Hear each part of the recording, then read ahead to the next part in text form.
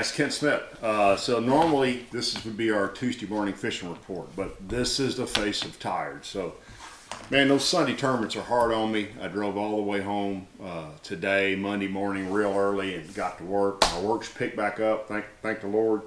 So I haven't had time to do any editing this week. I'm gonna send some raw footage to Jared tonight, and we'll get a fishing report posted up Thursday. If you haven't seen. We had a real good trip this weekend over to Rayburn. There was 2 back-to-back Bass Champs tournaments, Saturday and Sunday. The numbers are pretty staggering, guys. So Saturday, Joseph Norris and Barton Blakelock caught 30-43 for the win, and it took 1873 to get paid. Moon Pie and I had 1925. That got us 32nd place, got us a $1,000 check. And then Sunday, Lance Duff and Cole Costello, I hope I got that right, caught 35-45 for the win, which is remarkable. LaMarcus McRae and a buddy of mine, James Roselle, had over 30 and didn't win. That's painful. That's hard to do. It took 20-54 to get paid Sunday. And Moon Pie and I had 27-43. We finished 4th. We had I caught a 10.54, I think was the weight of that fish. And we won spark money. And I'll talk more about this. We're going to do the spark drawing in a minute. But so there was $4,000 up for grab Saturday for spark money. Nobody won it, so it rolled to Sunday. And we won it. We were the highest finishing spark customer. I'm a spark customer at both my houses here and in Zavala. And Spark paid me the $6,000. And then Spark walked up and told Chad something. And he said, "You're going to like what we're about to announce." And unbelievably, guys, they are supporting us. And honestly, we're not supporting them back. They said that since I was their representative in the fishing industry, they were going to pay me the $6,000 Spark money. They were going to put another $6,000 back into the East Division and roll it. So the May tournament, the last tournament in the in Bass Champs East, will have $8,000 of Spark money. Now, I've had several guys, including one today, say to me, "Man, I went on powertochoose.org and they don't even offer me a Spark plan." Well, I don't understand that. If you didn't see the video, I'll post it right there again. You can go check it out. But when I looked for my area code, not only did they not show Spark, Spark was the second most competitive plan in my area, in my zip code. So go to sparkfishing.com and look. I don't know what is required. I suspect it's some kind of a marketing agreement to get up the scale, and I don't know, but up the scale at Power to Choose to show up there. But there were 37 plans where I live, and Spark was less expensive than 36 of them, and they didn't show up on that list. So give them the chance. Not only that, you can win a heck of a lot of money in this deal, not just a $250 a week drawing, not just the Bass Champs, but I'll talk about something else in just a second. But holy cow, they're going to give $8,000 away. There's a Bass Champs tournament this weekend, the South Division. Sorry, my camera cut off. So there's a South Division tournament this weekend. Spark money got one at the first one. The Beyondies won it down there, so there'll be another $2,000 up for grabs at the South Division. Don't forget, there's $5,000 at the championship as well, including any money that rolls from any of these divisions. And then one of the things I've not talked about very much. So Spark is doing the deal where if you weigh a fish over 8 pounds and submit it and get it approved in ShareLunker, then they'll pay you $250. It's a one-time prize. If it's over 10, they'll pay you $500. If it's over 13, they'll pay you $1,000. So a couple of remarkable things to me. First off, with all that weight that got caught this weekend at Bass Champs, there were only 6 fish weighed over 10 pounds.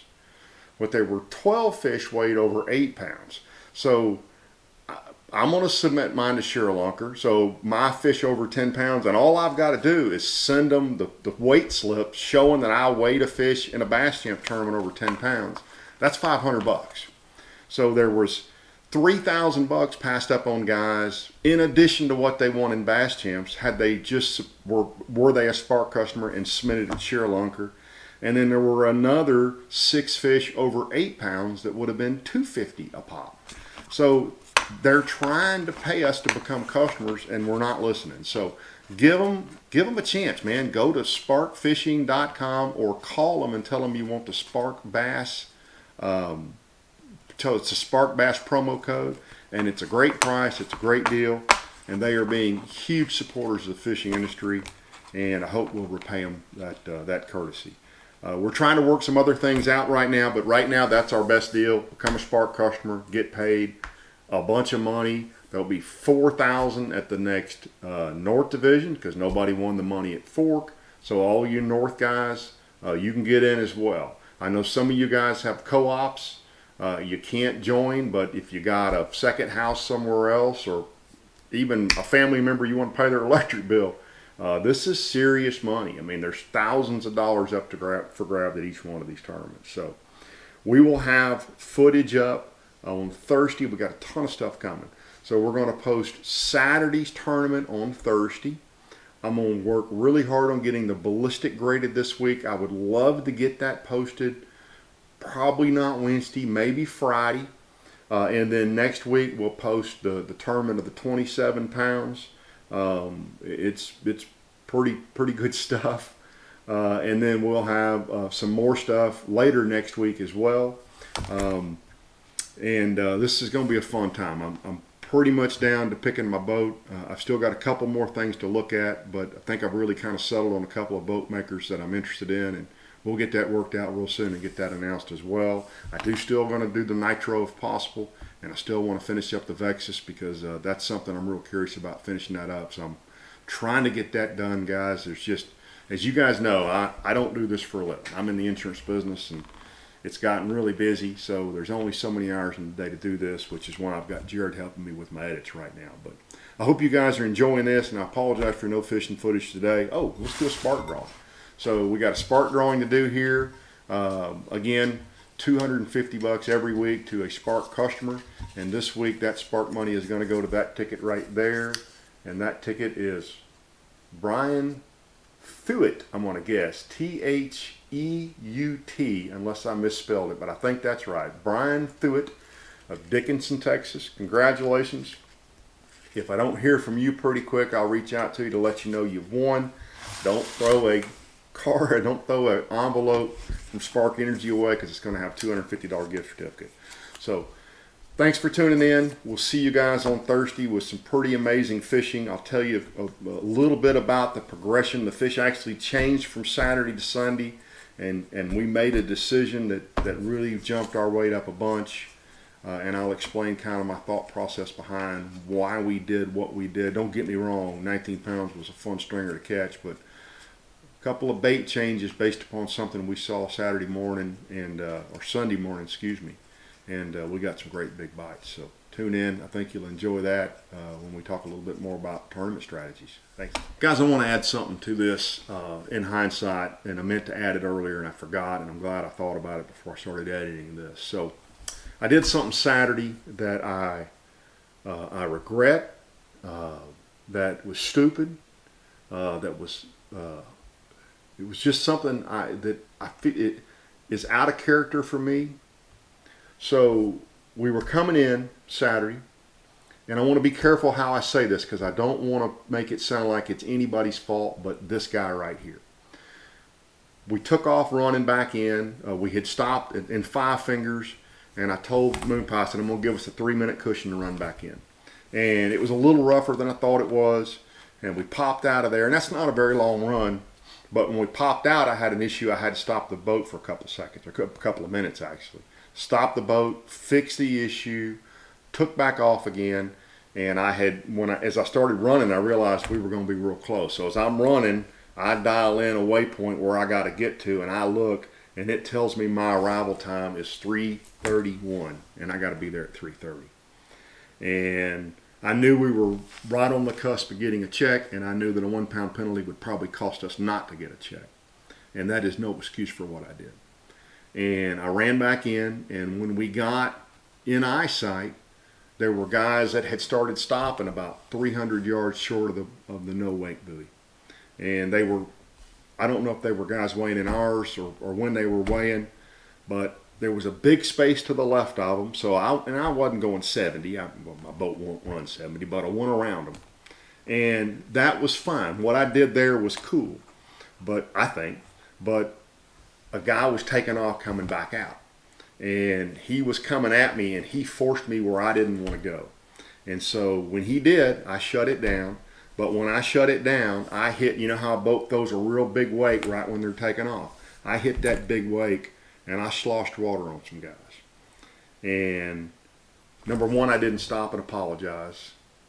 And number two, I could have hurt somebody. So many, many years ago, and there is no amount of money. If we'd have had 47 pounds, I shouldn't have done that. Many, many years ago, when we used to weigh in at the old Twin Dykes, you came in and the main lake's here and the dock's here, and you kind of lined up this way to come to the dock because you had to idle in front of the dock to check in. And there was about 10 of us in line, and there's a boat coming from my right, and out of the corner of my eye, you kind of go, wait a minute, that guy's coming too fast. And I look around, and a boat is coming right at us, going too fast. And it was Jim Tutt. And I looked at him, and I remember thinking kind of, what are you doing? And then I saw his face, and I realized something was wrong. And I jammed it in reversed and backed into the guy behind me, hit my cowling because he was coming too. And Tutt ran between us. Ran in front of my boat. And when he got by us, he got it shut down, and of course he was shook up, and his hot foot had stuck. And we talked later. He said, had I not reacted, he was going to hit somebody, and it probably would have been us, and it would have been bad. And that could have happened to us. My hot foot could have stuck. 1,000 things could have happened that I put guys in danger. That's my fault. And I am, as you guys know, I am real big on safety. And I did that. And it's a decision I made in a split second of going around those guys that I regret. The guys that I know that I went around, I have already called and apologized to them personally. And if there's some of you guys out there that cussed me or that saw that, I'm apologizing to you guys right here as well. If you'll call me and tell me, I'll call you and apologize to you. So I won't do it again. I'm sure guys could have protested me because I'm sure there's something in the Bass Champs rules about being a dumbass. Excuse my language. But that's what I was being right there. So I did not run anywhere near the buoys. I didn't break a rule other than being stupid and being overly aggressive. And I would have been furious had somebody done it to me. And both the guys that I talked to were extremely cool about it when I called them, and I appreciate that. But I can't tell you enough how much I regret doing that. And I apologize to any of you guys, and I will be even more careful from now on. And by the way, if you ever see me run into a bridge, I slow way down because many years ago, leaving Frontier Park at Toledo Bend, talk about stupid things that happen. My cable, and I was by myself. I was the last boat out in a tournament. And as I approached that bridge, the cable on my front deck, on my trolling motor cable, got on my rocker switch and trimmed my motor completely out of the water. And I skipped like a stone up onto the rocks right there next to the bridge. And luckily, by the time I got to the rocks, I was going about 3 or 4 miles an hour. And come to find out, this trim would not, on that old boat I was running, would not override that front trim. So I know bad things can happen, and I still did this. And I'm going to quit apologizing now, but that is as sincere as I can apologize to those guys or anybody else that I, by my actions, put in danger. So there you go, guys. That's all I got to say, and we'll see you guys, and I will be much safer next time you see me because, once again, I've learned another lesson.